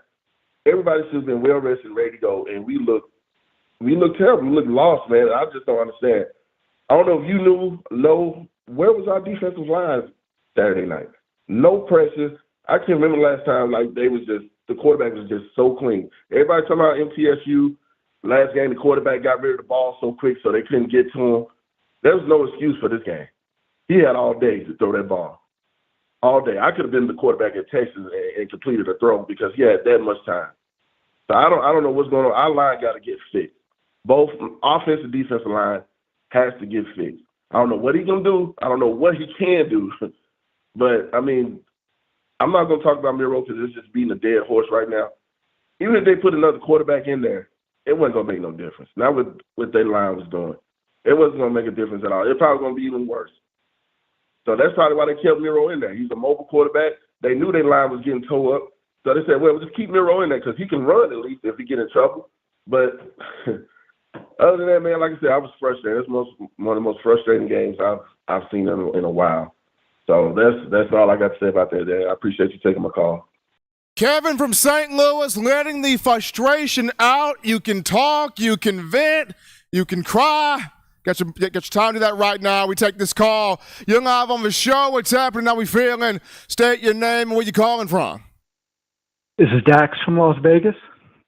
Hey, how we feeling, man? Doing all right, man. Doing all right. I came to bring a silver lining, but before I get started, I do want to pay tribute to all of our veterans. I'm a Marine Corps veteran that paid the ultimate sacrifice and really did the best for our country. So I appreciate you opening up this time. I definitely want to talk about Alabama, but given the day, I definitely want to pay tribute to our veterans. Absolutely. All right, so I came with a glass half full kind of perspective on this game. I really thought that Jalen Milroe was going to have an opportunity. I mean, he came off a game where he broke a record and passing for 3, rushing for 2. I think that everybody needs to give him that benefit of the doubt as to why he earned the spot that he did into the Texas game. The problem, however, is that he wasn't able to accomplish what Mac Jones did, which is come off a new year with a bad game and come into this season really grabbing the bulls by the horn when it came to the pressure. And I think that the one thing that everyone needs to take into consideration at the QB position is it is all about what's between the ears. You can have a game-managing quarterback be successful at Alabama because they're able to calm everyone else around him. And although he won the locker room, and I think that's another element that people don't take into consideration, he won the locker room in terms of the players liking him, but that doesn't mean that when it comes to the games with the biggest pressure that he's able to live up to the call. And I don't want to put blame on him, but I think that if we're going to stay true to Alabama football, that naturally now is the time that we transition in giving the other quarterbacks an opportunity to see if they can bring the mentality that our championship-winning quarterbacks brought to the table and give them that shot. And then we have an opportunity to cycle through the next few quarterbacks, and if none of them prove that they can really grab the bull by the horns and keep everyone else in sync, then you have to go back and revisit Jalen. But I think at this point, that's the way to address the QB situation. And I think that we need to give the team the benefit of the doubt to acknowledge that, hey, you know, all these guys have been there and worked hard their entire lives to get to this point in the opportunity. Those who lose out on the opportunity need to have the humility to realize and reevaluate themselves. And everyone else needs to you know, kind of work with the team to give them that patience. And then on the defensive side of the ball, I think that when you talk about who should stay in the box, I don't have a problem with the defensive guy staying in the box. The offensive coordinator needs to come down. But it would be good to have, I think, him. I don't think the defense was really the problem. I think they just got gassed. So on a silver note, I think that we're in a good place for the season. I don't think it's a bad loss. I think it was just a way that we got calibrated. And I think that we need to be patient with the team, with all the new coordinators in place, and really find the QB who can grab the bull by the horns in terms of their mentality. They can have, you know, a few mistakes, but if they have the right mentality and condition the rest, you know, Tim Tebow is the perfect example of that. You know, I mean, he wasn't the best quarterback by any means, but he had the right mentality in the huddle, and he allowed everyone else to play their best. And I think that's the confidence that we need going into these big games. And I think that's the quintessential element that's been missing. So I appreciate your time. And again, I appreciate our veterans, and Roll Tide. Appreciate Dax there calling in from Las Vegas. We're going to grab this call. You're live on the show. What's happening? How we feeling? State your name and where you calling from. Steve, you knew damn well G was going to call you tonight. You knew it. I knew, man, you were going to call, man. I knew you were going to call, G. Oh, you knew I was going to call tonight. Steve, what I say Friday? And before I get on my epic rant, you know I'm going to go crazy. I want to address one caller. Everybody's entitled to their opinion. But the dude kind of crossed what he was saying. He said there's no superstar savers on the bench, but we called Tua second and 26 because Hurts couldn't make that throw. If Hurts could throw the way Tua could, Calvin Ridley would be the best receiver in college football, so I'm going to leave that alone. Second thing I want to say, I'm happy for Bo Davis. I'm glad Bo Davis got in Alabama ass like that. I'm happy for him because the way we did him, wrong as shit. We didn't give him the multiple chances that we gave Pete Golding, somebody who didn't build this thing. Bo Davis got suspended for recruiting violation, and you can't bring him back. I don't give a damn who was on the staff I don't give a damn who was on the staff when NCAA reinstated Bo Davis. You fired that mofo for Bo Davis, and Bo Davis showed you Saturday night. So I'm happy for Bo, but Steve, I've been saying it. How the hell do we got 15 D linemen on scholarship and got no sacks, got no pressures? How the hell we got Keon Keeley, Quay Rousseau, Jeremiah Alexander on the bench? Hey, look, And Steve, I've said it before. You know what Saban remind me of, bro? This remind me of the Temptations, and Saban starting to act like Otis. He's starting to act like the show only him. He's starting to act like he ain't built this thing with Sal Sinceri. He's starting to act like he ain't built this thing with Bo Davis. I said it years ago, Steve, and you know I did. You can't really replace Bo Davis. He's a legend. You can't replace Kirby Smart. That is a legend. Jeremy Pruitt, legend. Sal Sinceri, legend. So when you look at the staff the older groups had, they had legends from top to bottom, and they had a 15 younger Saban. So I feel, I told you, Saban, we're not gonna win, bro. I'm gonna be honest. Ole Miss may pop us because Shark and Lane is the same OC. I'm gonna even give the edge to Lane because Lane changed our offense, made it probably one of the top 5 prolific offensive systems in college football history. So I don't know if we're gonna beat Lane Kiffin. I don't know if we're gonna beat LSU. I don't know if we're gonna beat anybody that we're thinking we're supposed to beat. And I told you why, Steve, on Friday. You're not about to sit here and tell me Saban playing the best guys. If Saban was doing that old school shit, we would see J.C. Latham slow ass at guard. If Saban was doing that old school shit, we would see Caden Proctor at guard. Them not tackles. Ain't nan what them boys look like Cam Robinson the other night. Ain't nan what them boys look like. This, I hate to say it, the stuff that Saban doing is disrespectful to the players of old. JC, you're not Jedrick Wells. So if you don't look anything remotely like that, play guard or go ahead and lead, bro. You're not a tackle. You're not. For the past 2 seasons, you haven't been a Jedrick Wells in the moment. Okay. So like I say, we have evident proof that Saban play who he want to play. What's your boy name that played middle linebacker that came over from Georgia, Steve? Marshall, Tresman Marshall.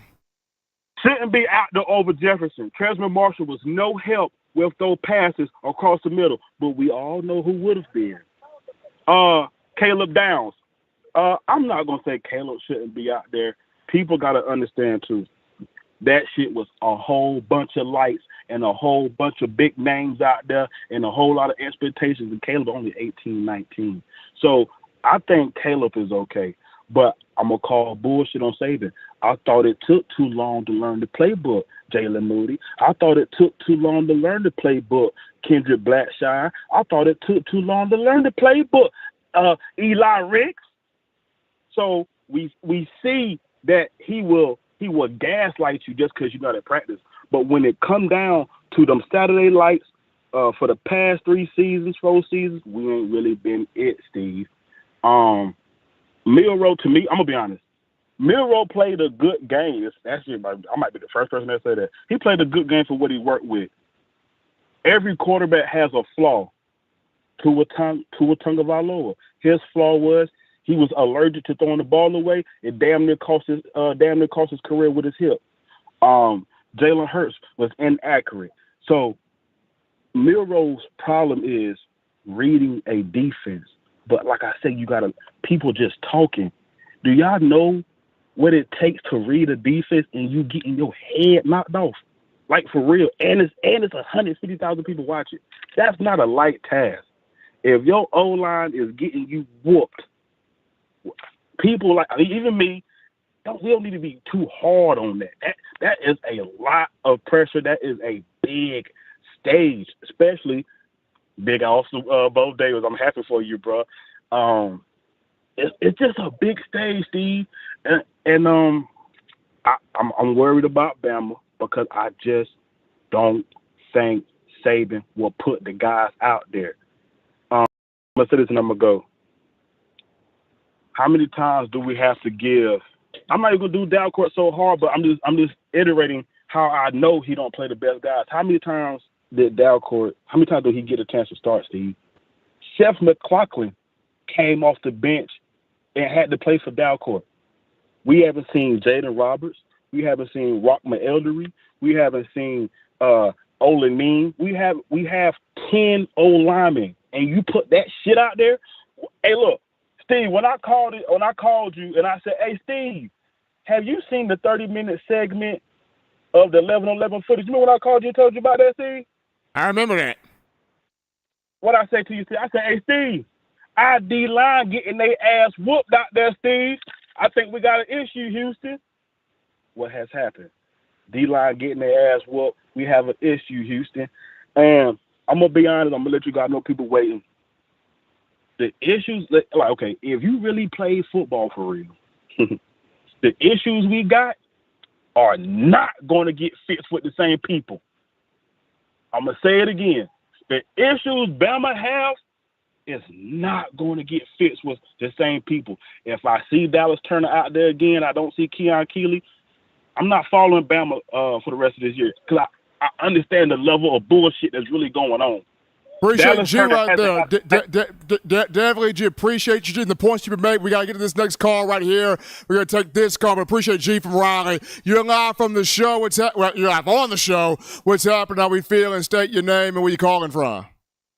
What's up, Steve? Oh, here is a call. Uncle Charles is here.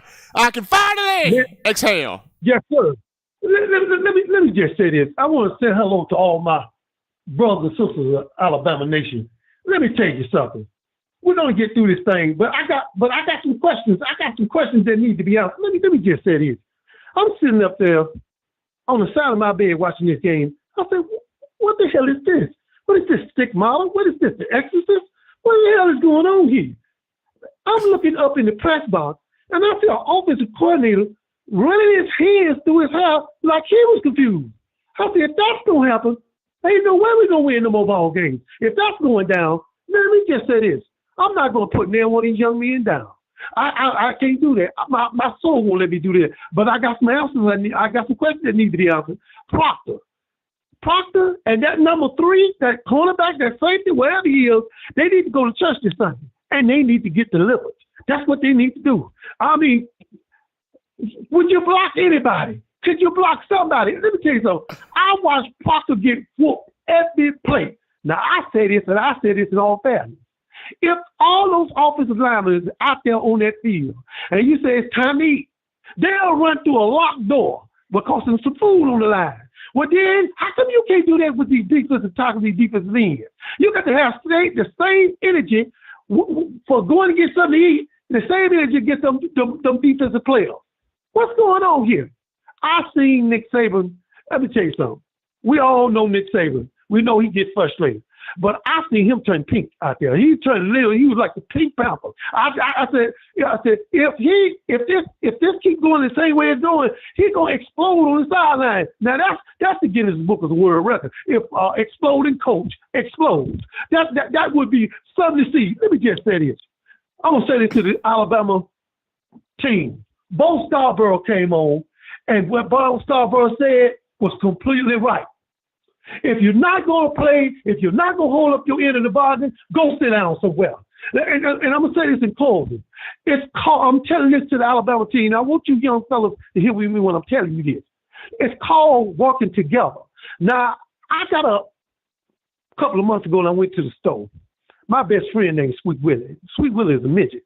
And I went to the store. I didn't know he was in the store. I went to the store, and I seen him in the back there. I said, hey, man, before you ring me up, let me go holler at my man. Let me go holler at my friend.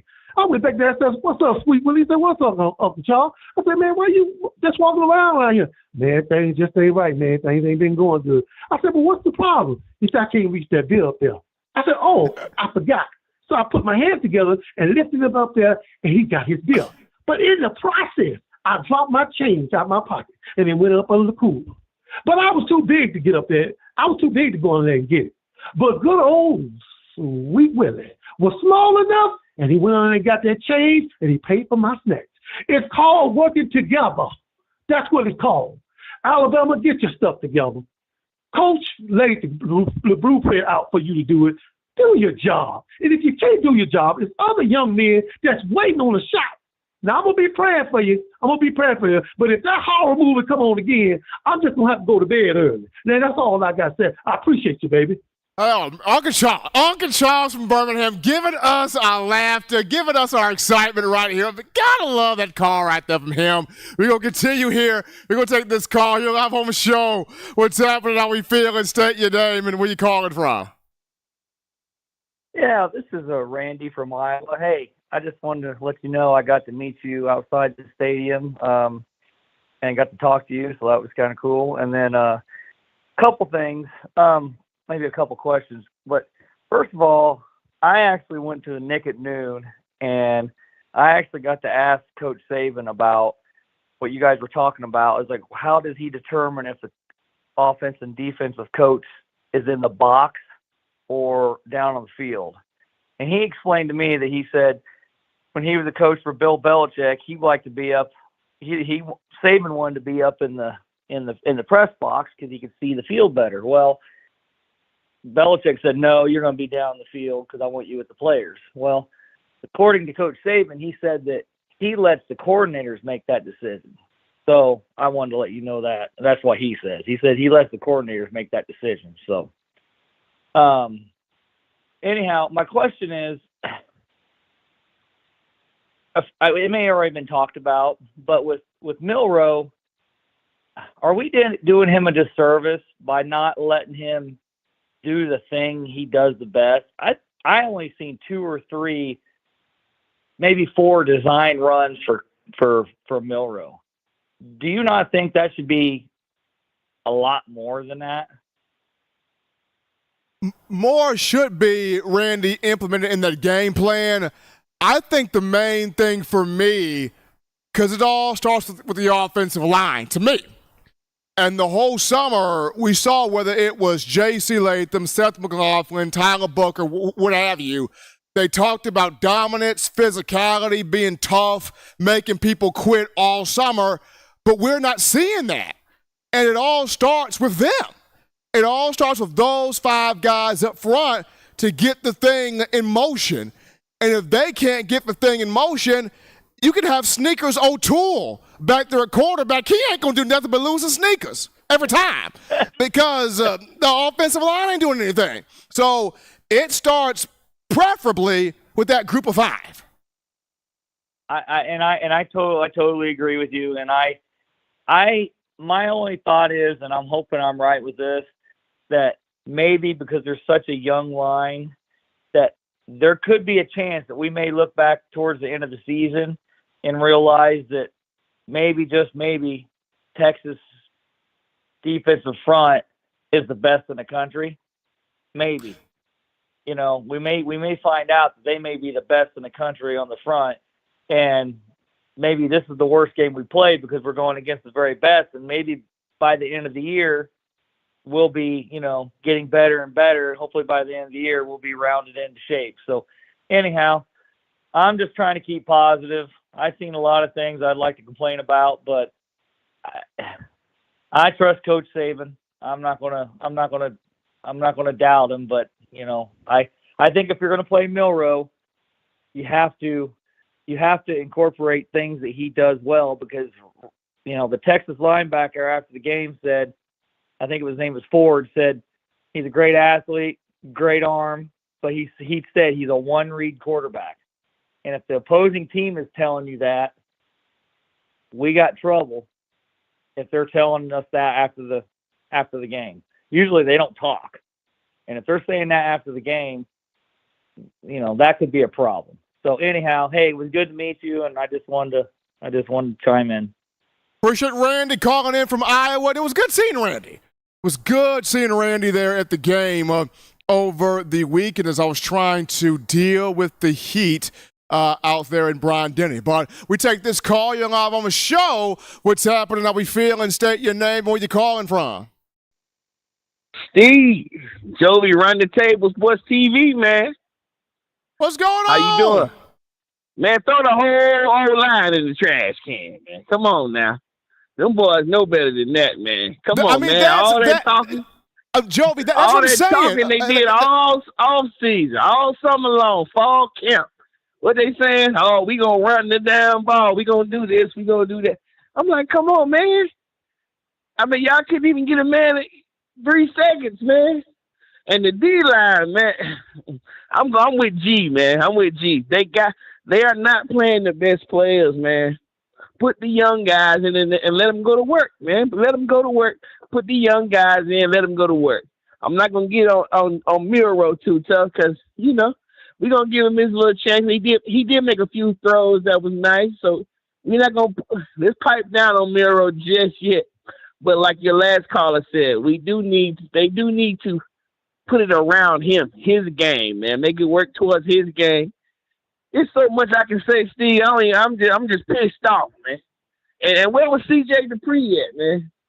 That's a very good question. All this talking about, he's the man. He gonna do this, use the tight ends. And I'm like, come on, man. I'm not gonna get on Terry on either too much because he was just playing aggressively. Yeah, he got those calls, but he was just being aggressive. Him and Malachi Moore, they was hitting. But Saban got to go and let the young boys play, man. Let the young boys play. Steve, you know how we get down. Roll tide, man. Appreciate Jovi calling in right there. We're going to grab this call. You're live on the show. What's happening? How we feeling? State your name and where you calling from. How's it going, Steve? It's Jay from Pensacola. What's going on? How you doing? I'm good, man. Doing good, Jay. Can't complain here. Now, of course, I'm trying to do a balancing act between realism and talking people off the ledge. Hopefully, I'm doing well. I ain't gonna lie, honestly. I am a realistic Bama fan, and when me watching that game, and because I'm a truck driver, so I'm on the road. I was in Ohio when I was watching the game, but it was. This is my opinion. I hear what everybody else was saying, but I give it to Texas. Texas is a good team, but Alabama beat Alabama. I mean, it just be honest with ourselves. If Alabama never threw those picks, both of those picks was 10 points. How many points did we get beat by? 10 points. And those 10 penalties got them closer to field goals and touchdowns. There was 90 yards. If we call it ourselves. Both of those misthrown balls that were ever thrown, or overthrown balls, that could have been touchdowns. Alabama beat Alabama. Yes, Texas won the game, but Alabama beat Alabama. Straight up. If we had, I give it to Miro. I feel like Miro would make a good running back. That's what I feel like. He'll make a good running back. But I feel like if we had, I'm just hypothetically speaking, if Bryce Young was there, because our receivers this year are stepping up. I can't give them that. They caught every ball. And they were throwing to them accurately.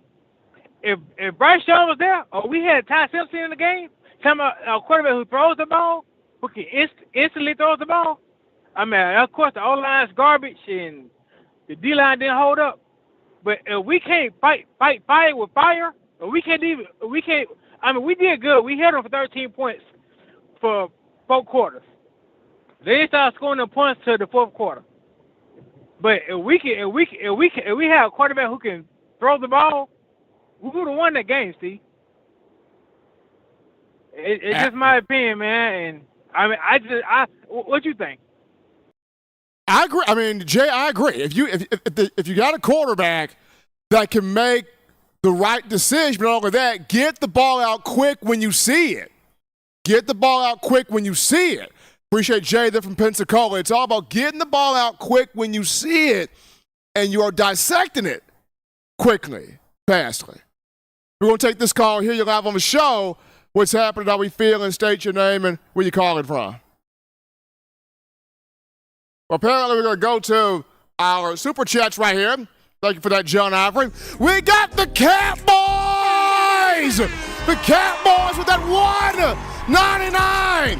And the super chats, appreciate the Cat Boys. Thanks to the Cat Boys right there. And all of you guys calling in. That was awesome. That was fantastic. We're going to do both of our call topics right here. First and foremost, Tua Tagovailoa. What a game! First game of the season he had this year. Miami Dolphins He beat his counterpart, Justin Herbert, or contemporary Justin Herbert, 36-34 Sunday at SoFi Stadium in LA. Tua became third all-time NFL history, Super Bowl era, for most passing yards in a Week 1 matchup, 466. Tua was slinging the football. Big night for Tua, or big day for Tua. Then you look at Ole Miss, the Alabama-Ole Miss matchup is set. The SEC opener for your Crimson Tide ready. It'll be on Saturday, September 16th, 2:30 p.m. Central Time, Bryant-Denny Stadium in Tuscaloosa on CBS. That's the commentary duo of Brad Nessler and Gary Danielson. Check your local listings on that. But we're going to go to our break here. We're going to get to our defensive line topic to round out the show. Is it time for real? After hearing all of your phone calls, is it time for real to go to the Young Bucks on the defensive line? We'll wrap it up with that after this.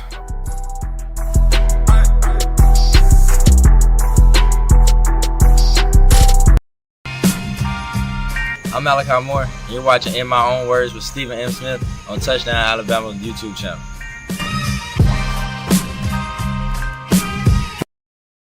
Every sports fan deserves the proper representation. Whitwell Sports introduces to you the Title Towel. Wave that Title Towel in the air like you just don't care in support of Nick Saban and the Alabama Crimson Tide. Only $9.99 and it lasts a lifetime. Head on over to whitwellsports.com and get your Title Towel today.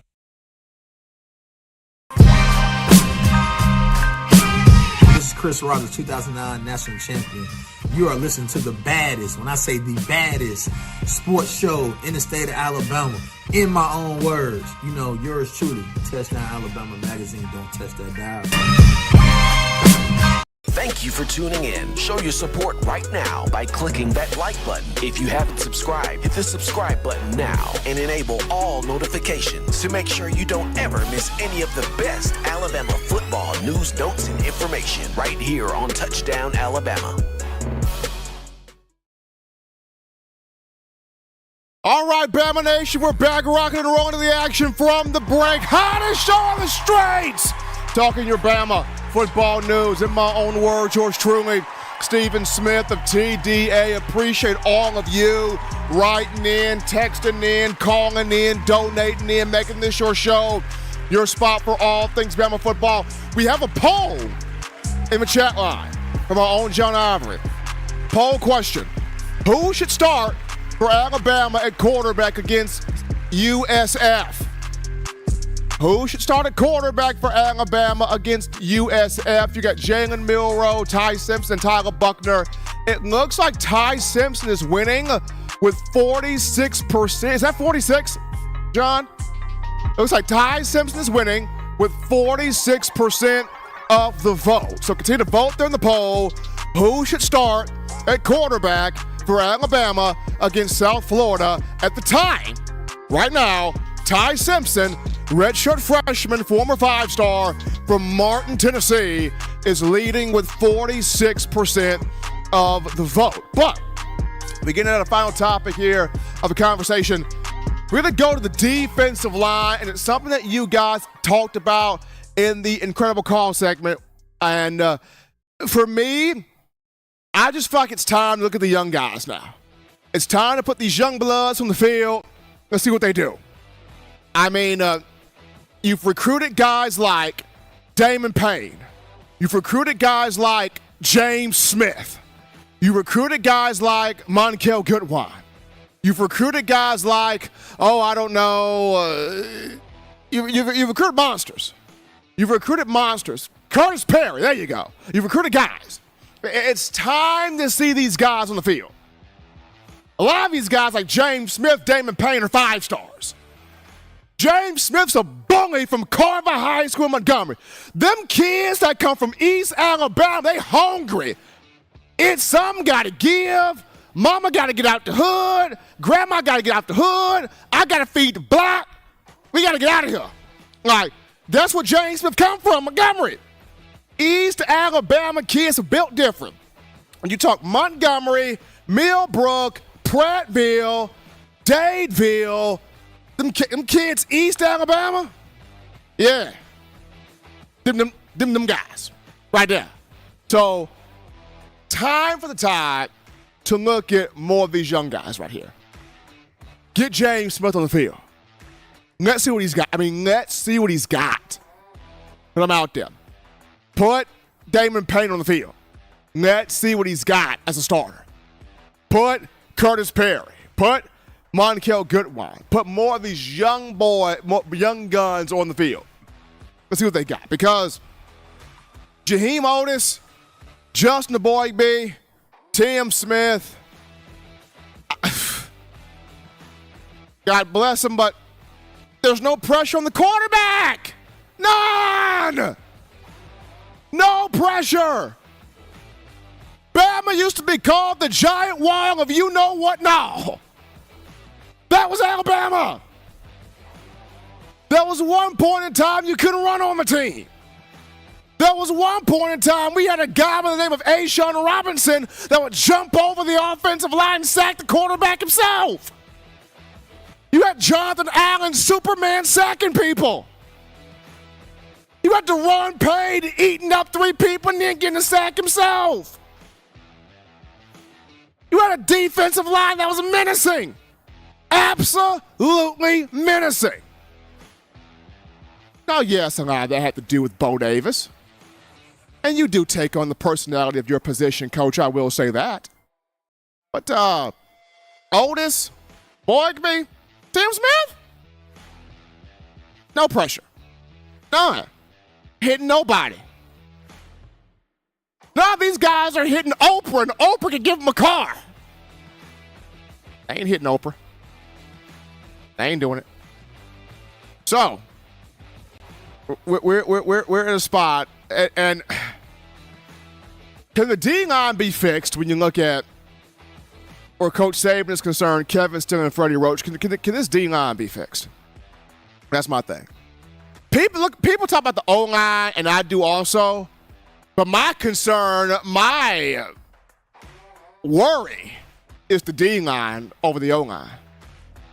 The O-line can get it fixed. I think the O-line can get it fixed. My biggest concern is the D-line. That's what's got me pulling what little hair I have in my head out my scalp. D-line. I'm like, what the world is this? What is this? Nobody's scared of y'all. Nobody is looking at Justin Boyd going, I'm scared of him. Nobody's looking at Tim Smith going, I'm scared of him. Nobody's looking at Jaheim Otis going, I'm scared of him. Nobody. Quinn Ewers could literally do a drive-by during the game and still throw 4 touchdowns. That's how much time he had in the pocket. Quinn Ewers could have literally ate 3 hot dogs, drunk like 5 beers, passed out somewhere, robbed a scooter, hit a drive-by on somebody, and then came back with still time to throw a touchdown pass. There was no pressure. None. And even Nick Saban said it today. I tell you a lot, man, when Nick Saban just said straight up, we didn't get no pressure. Your head coach just comes to the media and says straight up, hey, Jim, we didn't hit him, Jim. Jim, we got no pressure on the quarterback, Jim. Jim, we let the guy get bacon all night, Jim. Nothing we can do about that. Nothing we can do about that. D-line got to get this fixed. They got to get this fixed now. They got to get this fixed now. That's my concern. Can it be fixed? You got to get the right players in the field. It's time to let these young guys take their growing pains, get them out here, do what they got. Period. As always, people, you want the best in news, notes, information, coverage here, entertainment on your favorite program, that being the Crimson Tide. You can get this by accessing the Touchdown Alabama Magazine app. You download the app from the iPhone App Store if you're rocking Team Apple. Google Play Store if you got the Android phone. For your audio needs, check us out, iTunes or Apple Podcasts, Spotify, Stitcher, Spreaker, TuneIn Radio, Overcast.fm, or iHeartRadio. We got you covered there. The good and gracious Lord sees fit. I'm trying to be back on Wednesday, continuing the conversation that is Tide football. Give it up for Kenny Heathcock! One time with a $5 donation. As we round this out right here. Gotta give a shout out to all of you, the Bama fans, for all the love, the calls, donations, chatting. You made this happen. You made this happen. Gotta show some love to my man John Iver in the production studio as well, holding it down. Till next time, folks, husbands, love your wives. Wives appreciate, value those husbands. Children, continue doing the right thing, fun thing, smart thing, good thing, legitimate thing too. Not be bored, and definitely get that schoolwork in there. Get you those 3 hearty meals a day, those 3 great laughs a day. You protect yourself. Protect the loved ones around you. Also, the Sage! $10 donation. Appreciate the Sage right there. Protect those you love, yourself, the people around you. Till next time, folks, I'm your man, Stephen Smith, and you've been listening to In My Own Words.